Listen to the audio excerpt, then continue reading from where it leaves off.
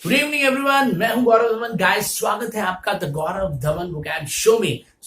बिना देरी के स्टार्ट करते हैं आज का सेशन।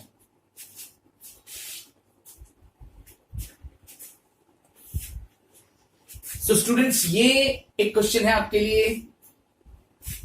आपको वन वर्ड ढूंढना है। Continuous movement and change, a flowing of liquid from the body, a continued flow.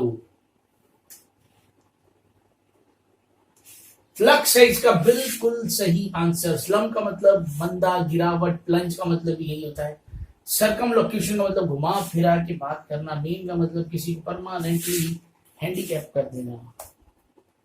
देखिए जी, तो फ्लक्स वो वर्ड है जो एग्जैक्टली क्वेश्चन में पूछा गया है। यानी इसका मतलब अगर अपने हिंदी में कहें तो प्रवाह, बॉडी से किसी चीज का निकलना, किसी फ्लूइड का निकलना, या किसी फ्लो को, किसी जो बहाव है, फ्लो है, उसको भी कहते हैं। January typically brings a great flux of returns to department stores. जनवरी के अंदर जो है, जनवरी लेके आती है क्या, ग्रेट फ्लक्स ऑफ रिटर्न्स, यानी बहुत सारे रिटर्न्स एक साथ आते हैं, ठीक है, डिपार्टमेंट स्टोर्स को। क्योंकि उस वक्त न्यू ईयर का सीजन मान लो होता है, तो यहाँ एक प्रवाह होता है। रिटर्न्स यानी एक बार यहाँ प्रॉफिट मान सकते हैं। तो जब कोई चीज कंटिन्यू में चली जा रही है, तो यानी आप उसको कह सकते हैं कि बही ही जा रही है। तो एक फ्लक्चुएशन, ऑसिलेशन, चेंज, इस तरह के वर्ड्स को अपने साथ कैसे, क्योंकि कॉन्टिन्यूस मूवमेंट हो रहा है, बस कोई चीज हिल रही है, चल रही है, चेंज हो रहा है कॉन्टिन्यूस। स्टोरी क्या है देखिए, हम इसकी स्टोरी प्रवाह से ही बनाएंगे। देखिए, इमेजिन करो कि फ्लक्स वर्ड को हमने बना दिया, इसको हमने बना दिया फ्लू, और इसको हमने बना दिया लक्स, एलिवेक्स लक्स। स्टोरी क्या है इसकी, मान लो एक बार आप जो है किसी शॉप से साबुन लेने गए, तो आपने कहा भैया कोई सस्ता साबुन दे दो यार। तो उसने जो दिखाया, भैया ये 10 रुपए का, तो नो नो इतना महंगा, और कोई दिखाओ सस्ता। तो उसने भाई साहब इससे सस्ता है ही नहीं। तो आपने जब और ज्यादा उसको कहा, तो उसके पास एक एक्सपायर्ड साबुन पड़ा था लक्स का, चूहे वगैरह खाए हुए थे उसको। तो उसने कहा ये ले लो ना, नहीं तो है। तो आपने कहा चलिए ये दे दो भाई, ठीक है। तो जब आपने उस एक्सपायर्ड साबुन से नहाया घर जाके, तो नहाने के थोड़े टाइम बाद आपकी बॉडी में अलग अलग जगह पे होल हो गए, और उसमें से फ्लूइड निकल रहा है कोई। उसका कलर भी थोड़ा थोड़ा चेंज हो रहा है, लेकिन निकल ही जा रहा है कंटिन्यूसली। तो बॉडी में से फ्लूइड निकलता ही जा रहा है, प्रवाह स्टार्ट हो गया एक। क्यों? क्योंकि आपने जो लक्स लिया वो बहुत पुराना था, और आपको एक ऐसा फ्लू हो गया है, ऐसा रोग हो गया जिसको लोग लक्स फ्लू कह रहे हैं। तो ये तो लक्स वाला फ्लू है, ठीक है जी। तो लक्स वाला फ्लू आपको कब हुआ? कंटिन्यूस जो है बॉडी में से फ्लूइड निकलने लगा आपकी। नेक्स्ट देखिए,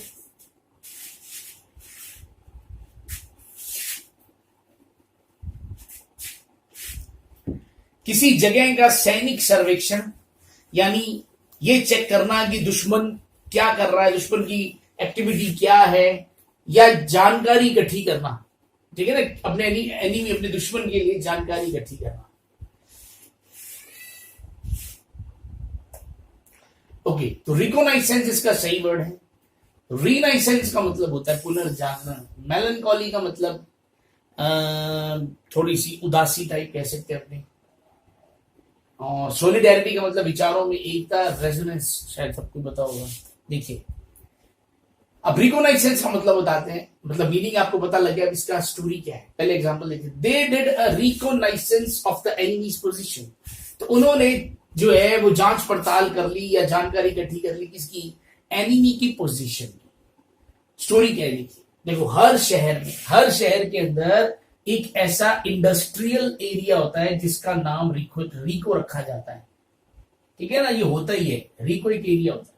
तो इमेजिन करो आपके शहर में भी इंडस्ट्रियल एरिया है जिसका नाम क्या है? रिको।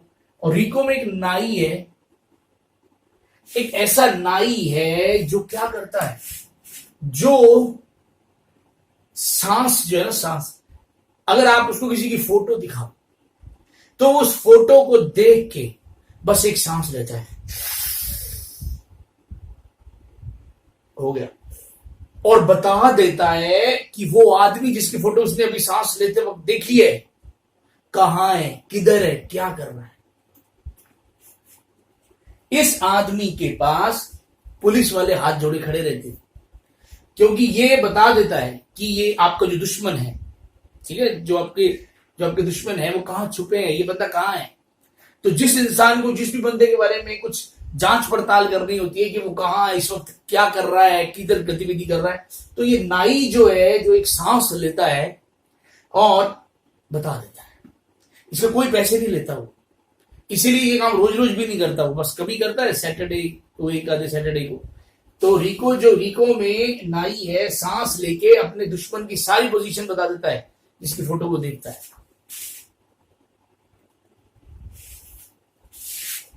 ऐसा ही वर्ड है रीनाइसेंस, बस इसमें रिको वर्ड नहीं आ रहा, देख लो, रिको वर्ड नहीं आ रहा। अब इसके अंदर एक अलग कहानी है।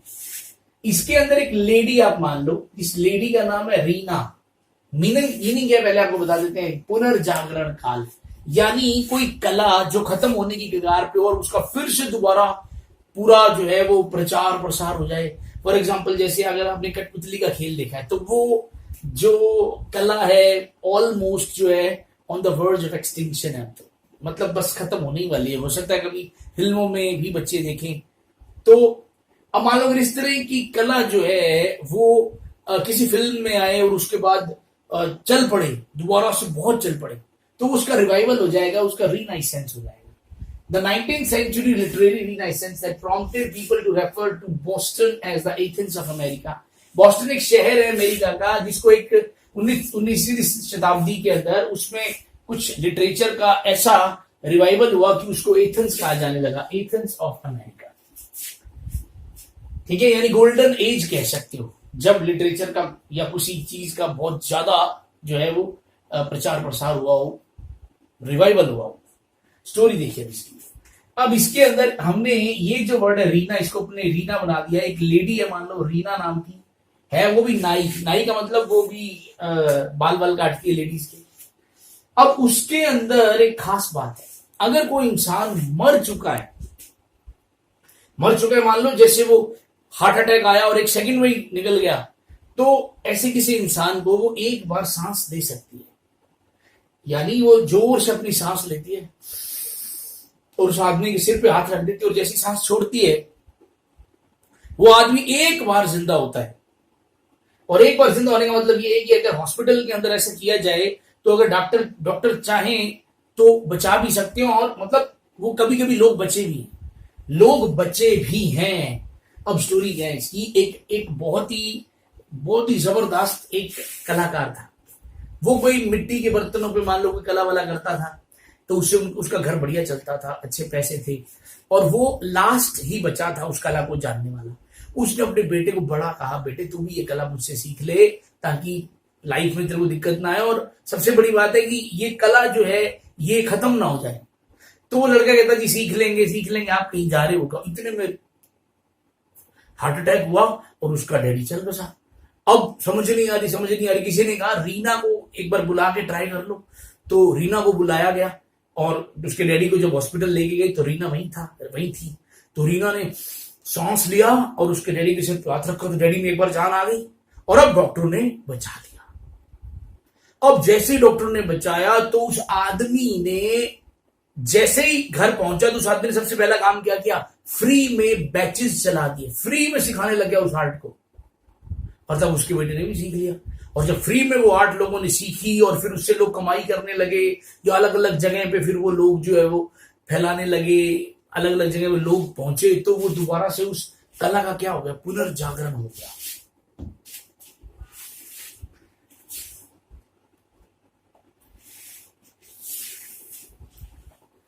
देखिए क्वेश्चन है आपके लिए,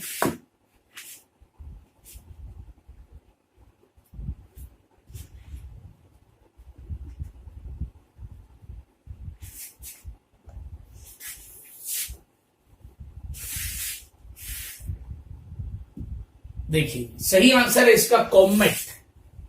अब दो वर्ड होते हैं, एक होता है कॉमेट, एक होता है मीटियोराइट। तो दोनों ही दिखा देते हैं आपको। देखिए सबसे पहले अपने बात करते हैं मीटियोराइट की। मीटियोराइट का मतलब होता है उल्का पिंड, ठीक है ना, यानी ये एक पत्थर का एक टुकड़ा होता है, ठीक है, जो जब कोई तारा, जैसे आपको पता है जितने भी ये चांद सितारे जितने भी हैं ये सारे एक ग्रह हैं, जैसे पृथ्वी एक ग्रह है, तो ये बहुत बड़े डेफिनेटली पृथ्वी जितने, तो अगर ऐसा कोई ग्रह पृथ्वी पे आके गिरे तो हम तो सब खत्म हो जाएंगे। लेकिन चक्कर ये है कि जब कोई तारा टूटता है तो क्योंकि ग्रेविटेशनल फोर्स वाला भी कोई सिस्टम ऐसा है कि जब वो तारा कहीं टूट के गिरता है ना तो वो टूटते टूटते टूटते टूटते उसके बहुत टुकड़े होते हैं, बहुत ज्यादा टुकड़े हो जाते हैं, और इस तरह के टुकड़े बस जमीन तक पहुंच सकते हैं, जैसा ये टुकड़ा इस आदमी ने अपने हाथ में ले रखा है।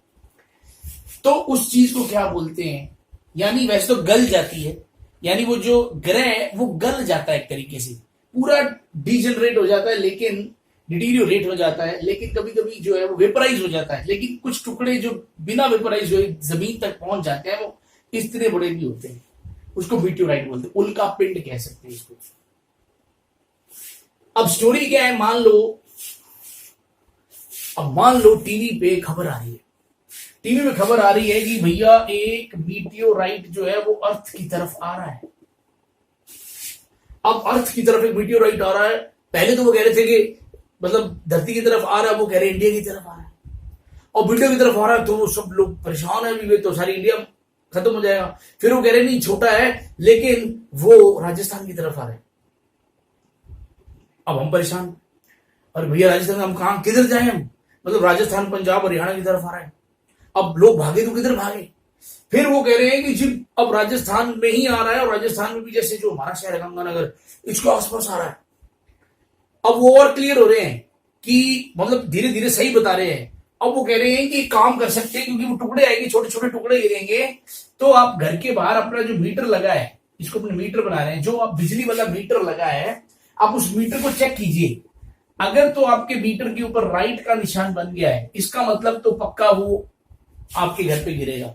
अगर आपके मीटर पे राइट का निशान नहीं बना है तो वो नहीं गिरेगा। अब लोग फटाफट चेक कर रहे हैं और भाग रहे हैं घरों को छोड़ छोड़। अब वो लोग जिन्होंने कुंडियां डाल रखी हैं, जिन्होंने मीटर लगवाया ही नहीं है, अब वो पूछ रहे भाई साहब हमें भी बता दो, हमारे पे मीटर ही नहीं लगा। तो कह रहे भैया यही तो हर्जाना भुगतना पड़ेगा, मीटर ही लगा आपके। तो मीटर पे राइट लगा है तो उल्का पिंड गिरेगा आगे। देखो ये उल्टी सीधी बचकाना स्टोरीज की वजह से ही आपको ये वर्ड्स याद रहेंगे।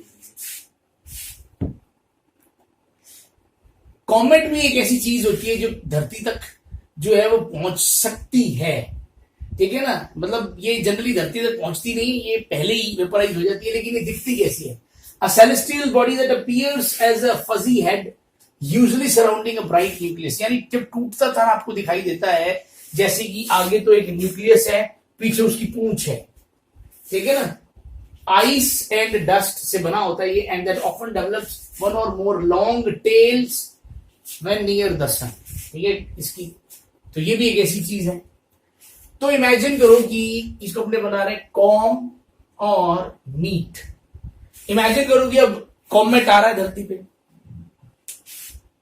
अब कॉमेट आ रहा है तो अब वो न्यूज़पेपर वाले बोल रहे हैं कि जितने भी बीकॉम वाले हैं ना वो ध्यान रखें जरा, जितने भी बीकॉम वाले लोग हैं वो ध्यान रखें, तो बीकॉम वाले लोगों से ना मिले, उनसे मीट ना करो, क्योंकि बीकॉम जिन्होंने कर रखी है ना उनके ऊपर वो कॉमेट गिरेगा।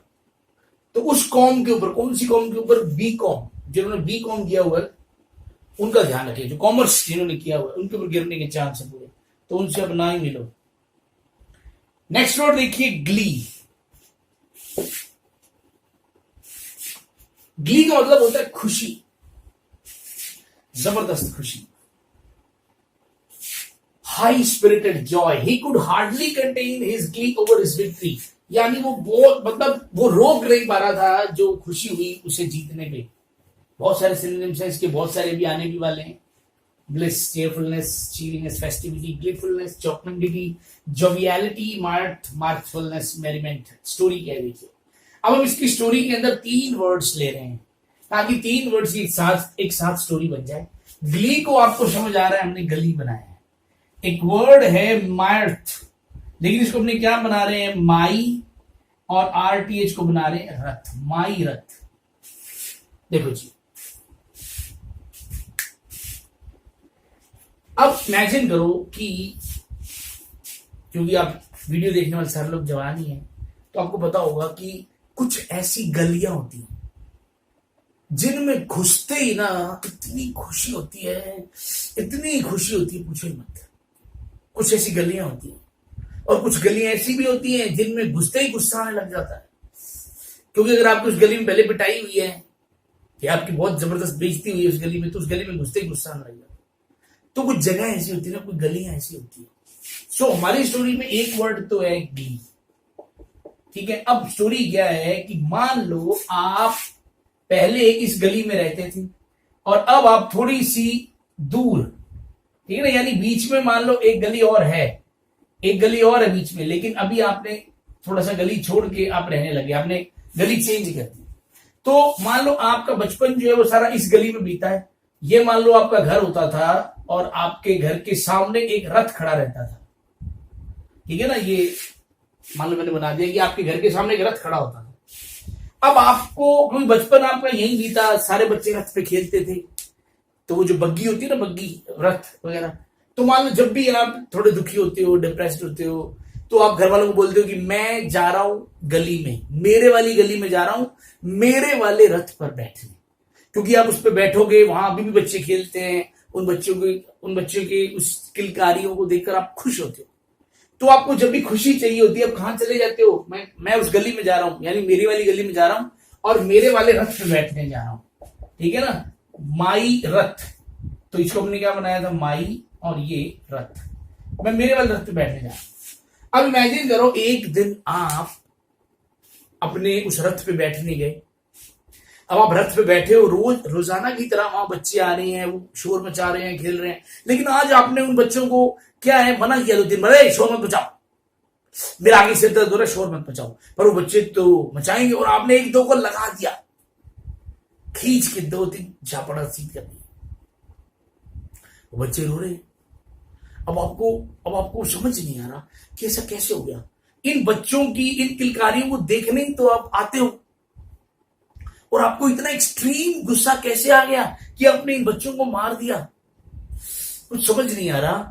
अब आपने देखा, जरा ध्यान से देखा, तो आपके वाला रथ, जिसको आप माई रथ बोलते हो, वो तो थोड़ा आगे खड़ा है।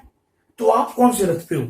आप दरअसल रॉन्ग रथ पे खड़े हो गए। यानी मान लो कि ये आपका घर है, ये वो पूरी गली है, और यहां पे वो रथ खड़ा होता था। लेकिन आज दरअसल क्या है, आप जो है उस रथ से पहले कोई वो नया रथ लेके आए होंगे और आप उस रथ पे बैठ गए। वो रथ अभी दूर है, जो आपके वाला रथ है वो अभी आगे खड़ा था, तो आप गलती से रॉन्ग रथ पे बैठ गए। डब्ल्यू रथ का मतलब रॉन्ग रथ, और ये है आपके वाला रथ, तो आप गलती से रॉन्ग रथ पे बैठ गए। रॉन्ग रथ पे बैठने से आपको बहुत ज्यादा गुस्सा आया। तो गाइस यही है हमारी स्टोरी। देखिए, दिख रहा है आपको रॉन्ग रथ? तो माई रथ का मतलब तो होता है बहुत ज्यादा खुशी, लेकिन रैथ का मतलब होता है एक्सट्रीम एंगर, बहुत ज्यादा गुस्सा, बहुत ज्यादा गुस्सा। ठीक है, मैं यहां लिख ही देता हूं, वैसे तो आपने सुन लिया है। रैथ का मीनिंग क्या होता है? Extreme anger.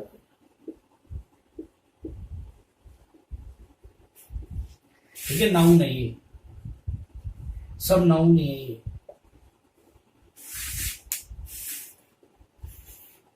चलिए नेक्स्ट क्वेश्चन है आपके लिए, देखिए।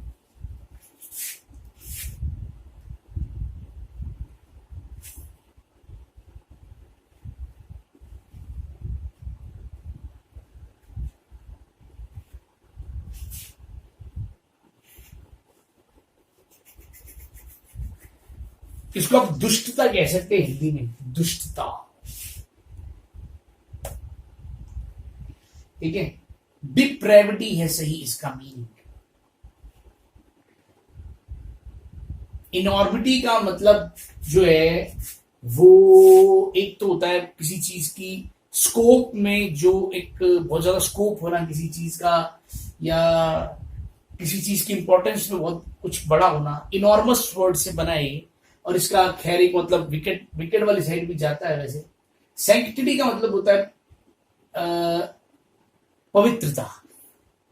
और प्रोबिटी का मतलब भी यही होता है, मतलब सच्चाई, ईमानदारी, इस तरह का वर्ड है। देखिए जी, सबसे पहले हमारे पास वर्ड आ रहा है डिप्रेविटी। डिप्रेविटी का मतलब नीचता, भ्रष्टता, अनैतिकता, बुराई। ये मतलब इस वाली साइड में जा रहा है, नीचता, भ्रष्टता, अनैतिकता। मॉरल परवर्जन, ठीक है ना। तो मॉरल का मतलब होता है नैतिक, और परवर्जन का मतलब एक तरीके से किसी चीज का बिल्कुल गिर जाना।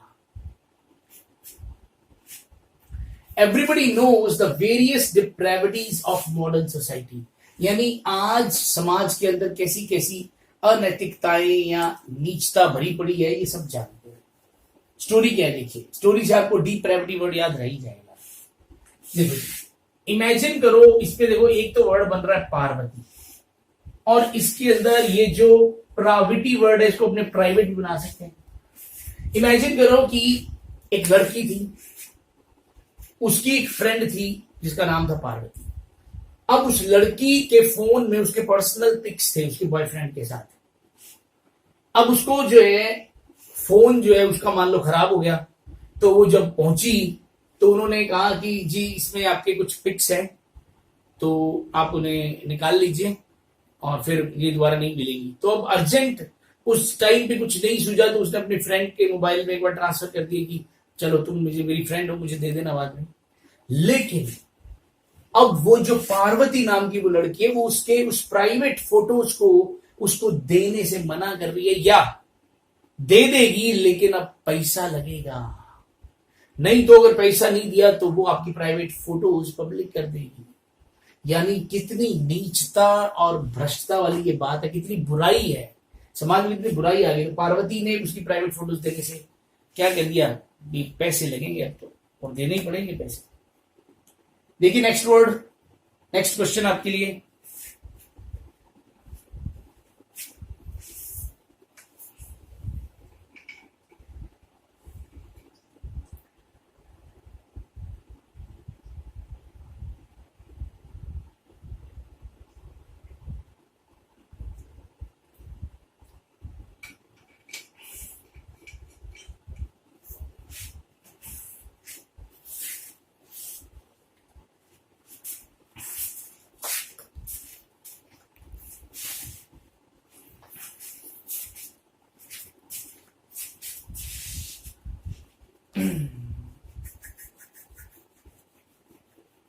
ओके देखिए, इमेशिएटेड का मीनिंग क्या होता है, बहुत कमजोर, बहुत कमजोर।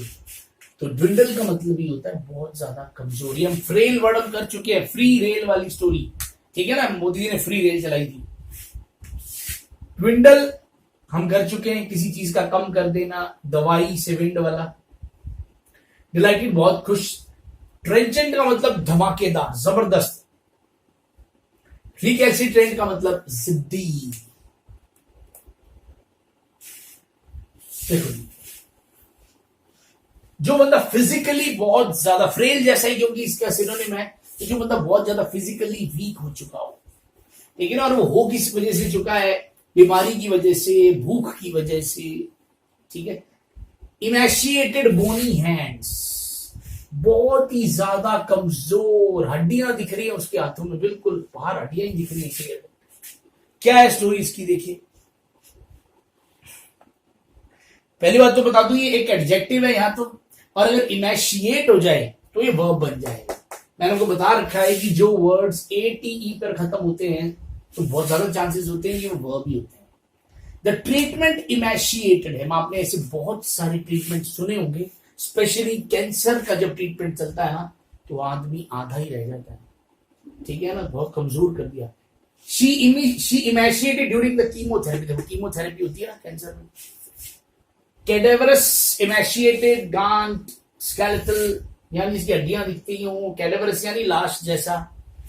स्टोरी क्या है देखो, इमेजिन करो कि इसको तो अपने बना रहे, देखो हमारे पास वर्ड है इमेशिएट। अब मैसी को अपने क्या बना दिया, मासी बना दिया एक बार। सो इमेजिन करो आप अपनी मासी को कह रहे हो, अरे मासी कुछ तो खा ले। आपकी मासी जो है वो बहुत कम खाती है, बहुत कम खाती है, इतना खाती है कम कि मान लो उसको Guinness Asia book of records के अंदर उनका नाम दर्ज है कि एक ऐसी औरत जो सबसे ज्यादा कमजोर है पर अभी जिंदा है। तो आपकी मासी इतनी कमजोर है, तो आप मासी को बोल रहे हो, अरे मासी अब तेरा नाम आ गया उसमें, अब क्या Guinness book of world record में नाम लिखाना है, खा ले कुछ तो खा ले। देखिए नेक्स्ट वर्ड, नेक्स्ट क्वेश्चन आपके लिए।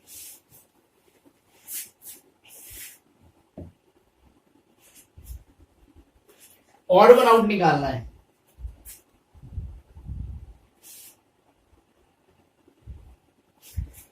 बड़ा सिंपल है निकालना, ये सारे के सारे वर्ड नाउन है, ये अकेला ही वर्ब है, ठीक है ना, ये अकेला ही वर्ब है। इसका मतलब होता है तारीफ करना, और ये सारे है खुशी। इन सब का मीनिंग क्या है? खुशी से, हैप्पीनेस से। अभी हमने पढ़ाई था, देखो ग्ली तो हमने पढ़ लिया, ग्ली हमने पढ़ लिया, मायर्थ हमने पढ़ लिया, ठीक है। ये गेटी वर्ड भी आपको यही बता देते हैं, पहले इसीलिए बताता हूं। देखो एक वर्ड होता है गे, अब ये डेफिनेटली आप सबको पता होगा, क्योंकि अच्छी चीज किसी को पता हो ना हो, इस तरह की चीजें सबको पहले पता होती है। तो गे क्या होता है सबको पता है, ठीक है ना। आदमी वो आदमी से प्यार करता हूँ, ये वही वाली कहानी होती है। अब स्टोरी में ये है, गे का एक मतलब, एक तो जब नाउन हो तो इसका मतलब वो पर्सन है, और जब ये एडजेक्टिव होता है तो इसका मतलब होता है हैप्पी, यानी जो इंसान खुश है तभी हैप्पी का सिनोनिम हो जाता है। और गेटी ये वर्ड यहीं से ही बना है, ये जो वर्ड आपको दिखाई दे रहा है ये यहीं से ही बना है, हैप्पीनेस।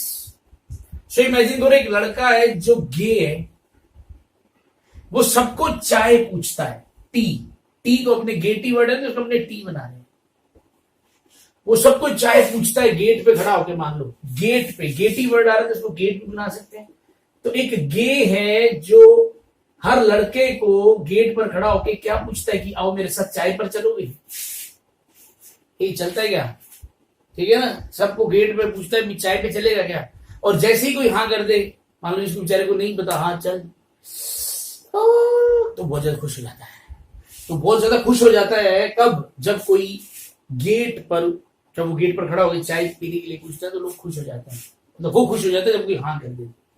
अब यहां देखिए, क्योंकि ये वर्ड मैंने अभी इसमें ऐड नहीं किया था, फिर भूल ना जाओ, इसी वजह से पहले ही बता दिया, ठीक है। देखिए अगर पंजाबी में इस वर्ड को पढ़े तो इसका मतलब अभी जो खंड, चीनी को पंजाबी में खंड बोलते हैं, जो खंड तुसी दित्ती सी वो खंड लकी सी। मान लो एक बाबा जी हैं, वो चीनी वो थोड़ी सी चीनी दे देते हैं, ये ले, वो चीनी जिसको मिल जाती है ना, वो चीनी मिलते ही खुश हो जाता है, बस उसकी खुशी का ठिकाना नहीं रहता।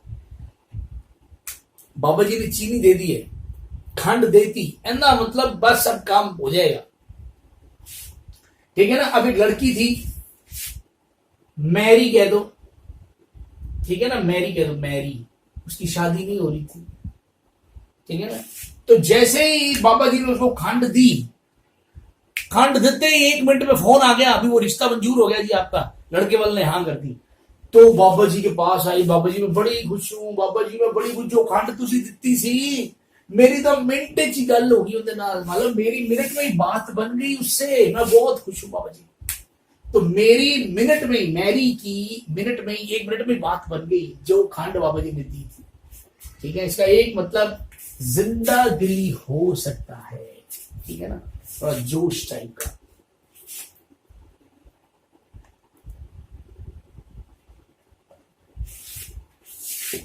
ऑड वन आउट है, देखो कौन सा वर्ड इन सब में से अलग है।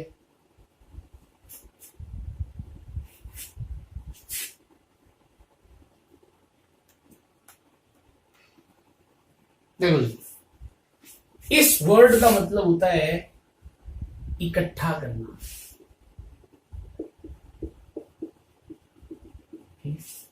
और इन सब का मतलब है बिखेरना या अलग होना, बिखेरना या बिखरना या अलग हो जाना, बाकी सबका सारे वर्ब यही, ठीक है। तो पहले अपने गार्नर वाली साइड ही चलते हैं। मीनिंग इसका क्या है, इकट्ठा करना या संचित करना, असेंबल करना।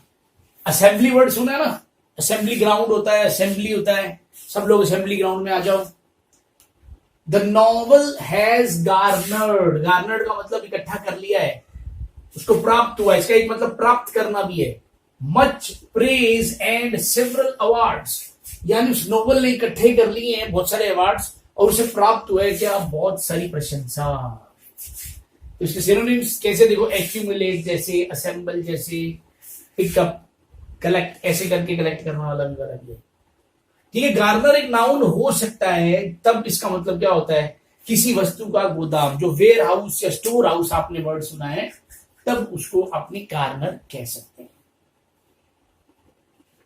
अब अपने स्टोरी देखिए, क्योंकि गार्नर के अंदर अपने वो सब कुछ इकट्ठा करके रख देते हैं।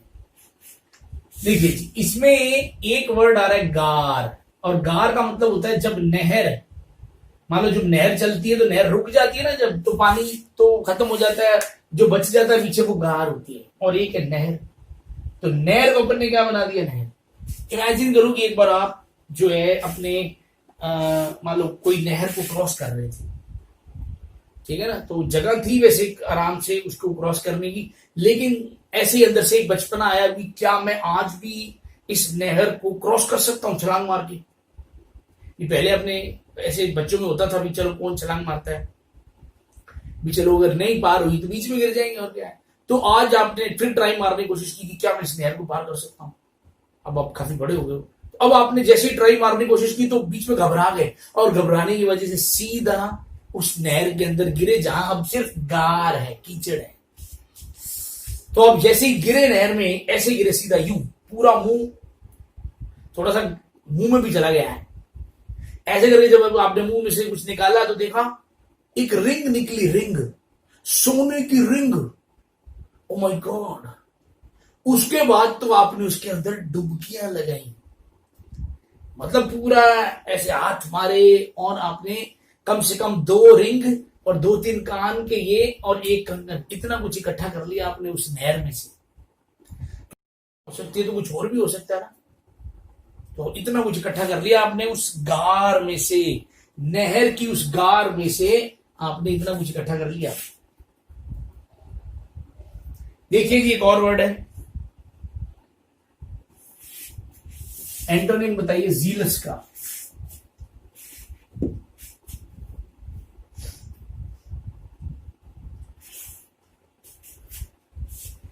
चलो देखिए, ये सारे के सारे वर्ड्स, इन जीलस का मतलब क्या होता है, जो बंदा बहुत ज्यादा उत्साहित हो, जोश में हो।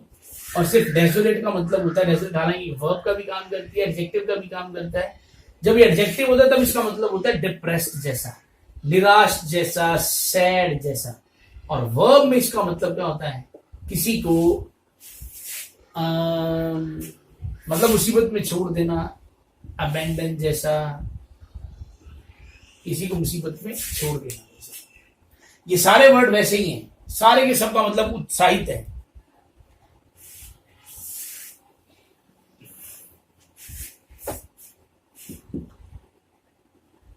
तो जीलस ना एक एडजेक्टिव है, एंथुजियास्टिक, और जील एक वर्ड होता है जिसका मतलब होता है उत्साह, जोश। तो हम वर्ड बनाएंगे जील से। जील आपको याद हो गया तो जीलस भी याद हो जाएगा। The detective was jealous in her pursuit of the kidnappers. Pursuit का मतलब होता है किसी काम में, किसी काम को करना, जो काम होता है मेनली, तो वो बहुत ज्यादा उत्साहित था, जो उसका काम था किडनैपर्स तक पहुंचना, उस काम के लिए बहुत उत्साहित था, वो जोश था उसके अंदर। हिंट देखिए, झील को तो अपन ने बना लिया झील, ठीक है, चलो लस को भी ले ही लेते हैं, लस को अपने बना रहे हैं लस्सी। स्टोरी ये है कि एक ऐसी झील है, आपने लाइफ में एक ऐसी झील देखी लाइफ में पहली बार, उस झील में पानी नहीं है, लस्सी है, और दूर दूर से लोग आते हैं उस झील में और भर भर के कैनी, बड़ी बड़ी कैनी घर पे ले जाते हैं, क्योंकि ऐसा कहा जाता है कि इस झील की जो लस्सी है ना, अगर आपने पी ली, अगर आपने एक गिलास पी लिया ना, तो कम से कम 1 हफ्ता पूरे उत्साहित रहोगे, yes I can do it. और अगर आपने पानी के छींटे ही थोड़े से मार लिए ना, मान लो, तो भी 4-5 घंटे बहुत बढ़िया उत्साहित तरीके से निकलते हैं। तो आपने खूब लस्सी पी वो, और उसके बाद आपने भी कैनी भर के ले गए। अब जब भी पढ़ते पढ़ते कभी आपको ऐसा डाउन फील होता है, 2-4 छींटे मारे, बढ़िया 8-10 घंटे बढ़िया निकलते हैं आपके। तो झील, जो स्पेशल झील जिसके अंदर वो लस्सी है, ठीक है ना, जो जिसमें लस्सी है, पानी नहीं है। नेक्स्ट वर्ड देखिए जेस्ट। मीनिंग में काफी कुछ सेम है, लेकिन एक चीज अलग भी है। देखो उत्साह तो इसके अंदर है, ये जील जैसा है, ठीक है ना। जेस्ट इज इक्वल टू क्या, जील। जेस्ट का एक मतलब जील भी है, और जेस्ट का एक मतलब जो है वो मजा, मजा कह दो, उत्तेजकता कह दो। एक टैंग वर्ड होता है ना, टैंग, स्पाइस, टैंग, जिंग, यानी जो एक चीज होती है ना, इसको मजा बोलते हैं, यार मजा आ गया। तो वो जो मजा है ना, मजा, उस चीज को भी आप जेस्ट बोल सकते हैं। और इसका एक मीनिंग स्पेशल और है, संतरे या नींबू का छिलका। संतरे या नींबू का जो छिलका होता है उसको भी अपने जेस्ट बोलते हैं, ठीक है। अब इतने सारे वर्ड्स को अपने एक साथ, संतरा, नींबू, उत्साह, उत्तेजकता, ये सारे वर्ड्स अपने एक साथ जो है आपको याद करा देते हैं।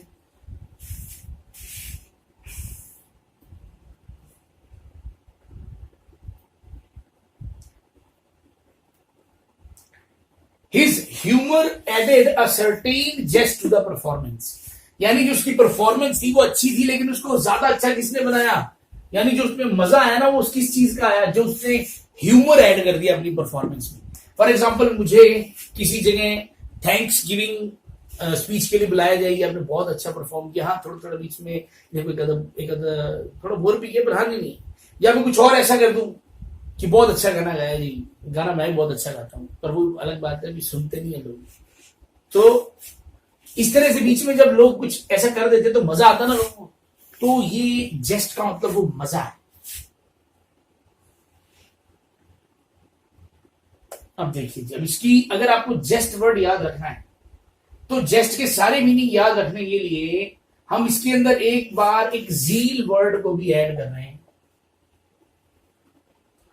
स्टोरी क्या है, आपको शायद पता होगी, टाटा कंपनी की एक कार आती है जेस्ट, ठीक है ना। टाटा कंपनी की कार आती है जेस्ट। मान लो एक ड्राइवर जो है वो उसको चला रहा था, और वो कार चलाते चलाते संतरा छील रहा था, साथ साथ में कार चला रहा था, साथ साथ में संतरा छील रहा था, और वो एक ब्रिज के ऊपर से जा रही थी कार, ठीक है ना। ये पानी है, मान लो ये ब्रिज है। अब आदमी का बैलेंस बिगड़ा, और वो सीधा कार क्या है, उस पानी में गिरी, ब्रिज से नीचे। अब आप जो है, यानी झील, ये झील है मान लो, इस झील में गिर गई।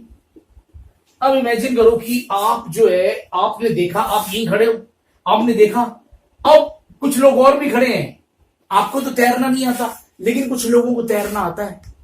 अब वो दूसरे से कह रहे हैं, और तू कूद जा। अब वो क्या है, ये ऊंचाई बहुत ज्यादा है मान लो, वो डर रहे हैं कि यार कूद तो जाएंगे, हमें कौन निकालेगा, तो समझ नहीं आ रहा, बचा तो लेंगे, लेकिन बहुत ऊंचा है यार, बहुत ऊंचा है। तो आपके पास आपके पास एक वो जो पुरानी झील थी, उसकी लस्सी जो है वो आपके पास थी, एक डोलू था आपके पास, उसके अंदर वो लस्सी थी, वो वाली बढ़िया वाली झील वाली।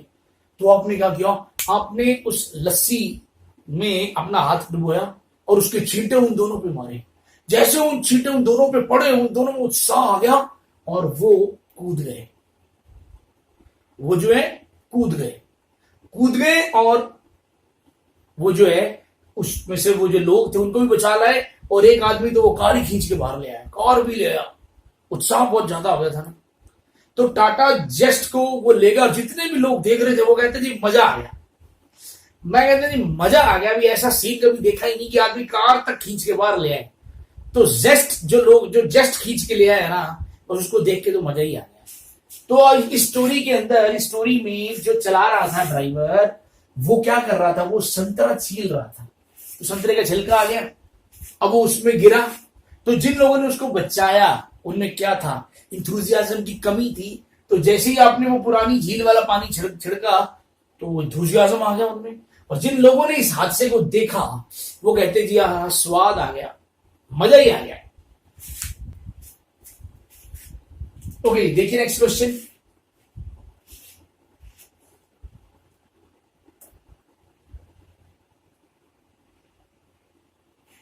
देखो जी, इन सारे वर्ड्स के अंदर सिर्फ एसॉइज एक ऐसा वर्ड है जो अलग है, क्योंकि इन सब का मतलब है भड़काना, उकसाना। भड़काना या उकसाना। सिर्फ एसेज एक ऐसा वर्ड है जिसका मतलब है शांत करना। ठीक है ना, आपस में तालमेल बनाना, लोगों से ठंडा करना किसी गुस्से को, इसमें क्या है, भड़काना। तो ये एक अजीब वर्ड है, ये एक अलग वर्ड है इनमें से। तो सबसे पहला वर्ड हमारे पास है फोमेंट। मीनिंग मैंने आपको बता ही दिया, भड़काना, उकसाना। He was accused of fermenting violence, यानी उस पर इल्जाम लगा है हिंसा भड़काने का। ये सारे इसके जो इंपॉर्टेंट वर्ड्स हैं सबकी स्टोरी अपने बताएंगे आपको। देखिए, इस फॉर्म को हम एक बार फॉर्म बना सकते हैं, जैसे आपने कहते ना बैट्समैन आउट ऑफ फॉर्म है, अभी इन फॉर्म है। और मेंट को अपने बना रहे मिनट। तो हमारे पास दो वर्ड है, एक फॉर्म है, एक मिनट है। स्टोरी देखो इसकी क्या है। इमेजिन करोगे एक बार दो लड़के रोज जो है वो जब जैसे ही छुट्टी होती है तो एक दूसरे को ऐसे देखने लग जाते हैं। ऐसा लगता है लड़ेंगे, ऐसे लगता है पक्का लड़ेंगे, उन दोनों में टेंशन चल रही है, लेकिन लड़ते नहीं है। रोज लोगों के पूरी क्लास के 10-15 मिनट खराब हो जाते हैं, और रुक जाओ आज लड़ेंगे, आज लड़ेंगे। तो क्या है, मजा नहीं आता। तो अगले दिन एक दिन आपने सोचा भी यार इस काम को सिरे में ही चढ़ाता, यानी इस काम को पूरा जो है ना मैं ही करवा देता हूं कल। ऐसे रोज टाइम खराब होता है, यानी अब थोड़ा सा भड़काने की जरूरत है। तो आप एक लड़के के पास पहुंचे और आपने कहा भाई वैसे सच बताऊं ना, अगर तू अपनी आई पे आ जाए ना, अगर तुझे गुस्सा आ जाए ना, तो 1 मिनट का ही खेल है बस तेरे लिए। अगर तू फॉर्म में आ जाए, अगर तू फॉर्म में आ जाए ना, तो तेरे लिए 1 मिनट का खेल है। वो कहता और क्या, तो 1 मिनट का ही खेल है अपने लिए। यही वाली बात अब उसने दूसरे लड़की को जाके बोल दी कि भाई वो ऐसा कह रहा है कि अगर उसे गुस्सा, अगर वो अपनी फॉर्म में आ गया ना तो 1 मिनट लगेगा। तो दूसरा लड़का उसको कहता जाके बोल दे उसे अगर मैं गुस्से में आ गया ना आधा ही मिनट लगेगा। उसने कहा जी कोई बात नहीं, अपने मैसेज पहुंचा देते हैं। बस वो मैसेज जैसे उधर पहुंचाया, उन्होंने कहा भी जब टाइम रख लो भी, आज छुट्टी होते ही फाइनल है। तो लड़के ने तो आपने जो है सबको आगे बता दिया क्लास वालों को भी आज फाइनल है, और वही हुआ। छुट्टी होते ही दोनों लड़ रहे हैं और आप लोग एंजॉय कर रहे हो। वाह, थोड़ी सी कमरी थी भड़काने की तो आपने भड़का दिया। यानी आपने ये जो फॉर्म वर्ड था इसको क्या बनाया, फॉर्म। अगर फॉर्म में आ गया तो फिर क्या लगेगा, 1 मिनट ही लगेगा। अब स्टोरी अभी अब मैं यहां से आगे और बढ़ा रहा हूं। अब क्योंकि डेफिनेटली स्कूल में टीचर्स होंगे, स्कूल में टीचर्स भी तो होंगे, तो उन्होंने छुड़वा दिया। तो वो लड़ते, तो वो जाते जाते एक दूसरे को बोल के जा रहे हैं, वो जो बिल्डिंग बन रही है ना स्कूल के उधर, शाम को वही मिलना। अगर तू शेर है तो, अगर तू मतलब मर्द है तो वो कहता हाँ मैं शेर हूं, अकेले आना। हाँ शेर अकेला ही आएगा। चलो जी, अब आपने डेफिनेटली देखा होगा कि जहां कंस्ट्रक्शन चल रही होती है उसको साइट बोलते हैं। तो उसने कहा तू साइट पे आ जाना। तो लड़का पहुंच गया, उसने फोन किया कहां है। तो उसने कहा मैं साइट पे हूं। तो उसने कहा मैं भी साइट पे हूं। तो उसने कहा तेरे साथ कौन है, क्या अकेला हूं, शेर अकेला ही आता है। तू कहां है, क्या मैं बिल्डिंग के अंदर हूं, साइट के अंदर हूं। तो बाहर आके नहीं, अभी रुक जा, अभी लोग खड़े हैं यहाँ पे, अभी ये अपने छुड़वा देंगे तो इनको जाने दे। तो जैसे ही लोग गए, अब उसने कहा बाहर आ। फिर तो कहता बाहर नहीं, अंदर ही आ जा, बिल्डिंग के अंदर आ जा, क्योंकि कोई ना कोई छुड़ा देगा लड़ाई, अपने ढंग से लड़ाई करनी है तो अंदर आ जा, डर मत, शेर है तो अकेले ही आना। तो उसने कहा शेर अकेला ही आता है। तो उसने कहा बिल्डिंग के इन साइड आ जा, बिल्डिंग के अंदर आ जा। तो वो लड़का जो था वो बिल्डिंग के अंदर चला गया। शेर अकेले ही आते हैं, तो अकेला ही बिल्डिंग के अंदर चला गया। अब अंदर 15-20 लोग थे। वो टिका के लड़के को धोया, टिका के धोया उसको, और पूछा शेर अकेला घर चला जाएगा या छोड़ के आए, मतलब कहता नहीं शेर अकेला ही। चला जाएगा भाई। चलो भाई, अब दरअसल हमारे पास वर्ड आ रहा है इनसाइट। इनसाइट, इनसाइट का मतलब भड़काना होता है। तो ये वाला जो CIT था ना, इसको अपन ने वो बना दिया। और इनसाइट कैसा लग रहा है देखने में? इनसाइड जैसा। ये अगर दम है तो तू इनसाइड आ, तो दरअसल इनसाइड था। एक और वर्ड है हमारे पास, अबेट। ठीक है ना, ये एक वर्ब है, मीनिंग वही भड़काना। अब आपको ये भी बता दें कि अ बेटर वर्ड भी होता है। अ बेटर का मतलब होता है भड़काने वाला, यानी जो उकसाता है। ठीक है ना, उकसाने वाला।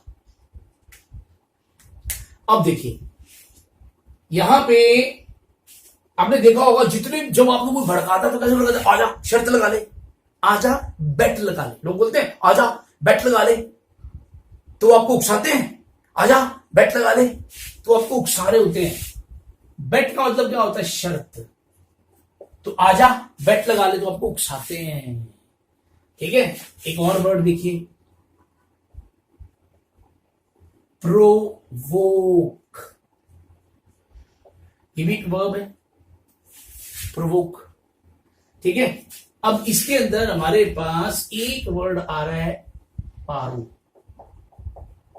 ठीक है, और वॉक को अपने वॉक कह सकते हैं, वॉक।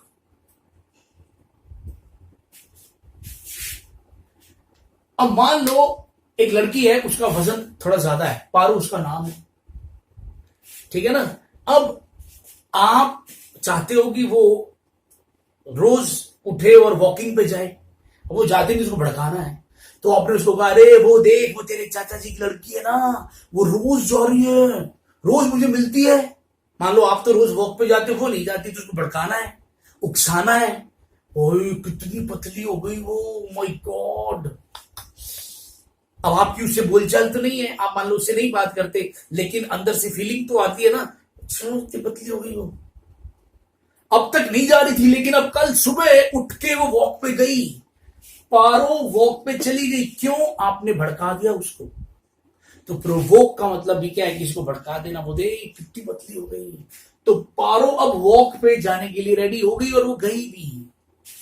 एक और वर्ड, इंस्टिगेट।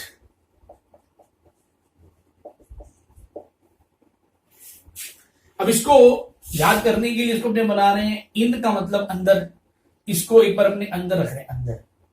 इसको अपने बना रहे हैं सती। सती जो पार्वती जी की पहली पत्नी थी। ठीक है ना, पार्वती जी की नहीं, सॉरी, शिव भगवान की पहली पत्नी सती थी। शिव जी भगवान के 2 शादियां की हैं। ठीक है ना, और ये गेट है। अब इमेजिन करो कि एक बार जो है शिव जी भगवान का कोई यारों दोस्तों बैठने का मन था, अभी चलो विष्णु जी हो जाए, ब्रह्मा जी हो जाए, चलो 2-4 यार दोस्त बैठते हैं आराम से। अब क्या है, कहां बैठे?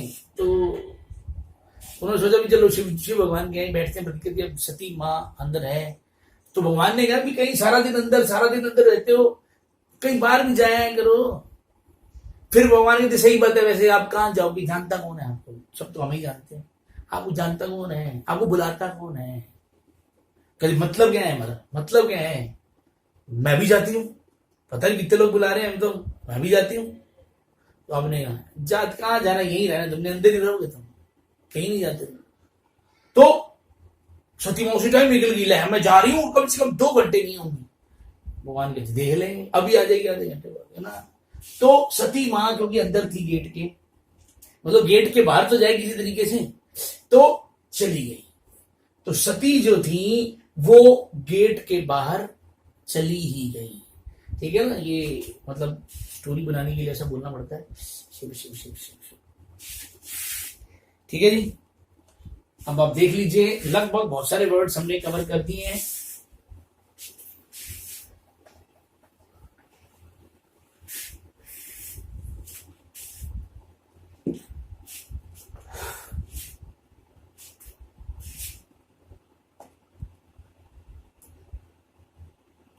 ठीक है, इंसाइट वर्ड का आ गया। The news incited wide spread fear among the residents. News ने बहुत ज्यादा डर फैला दिया।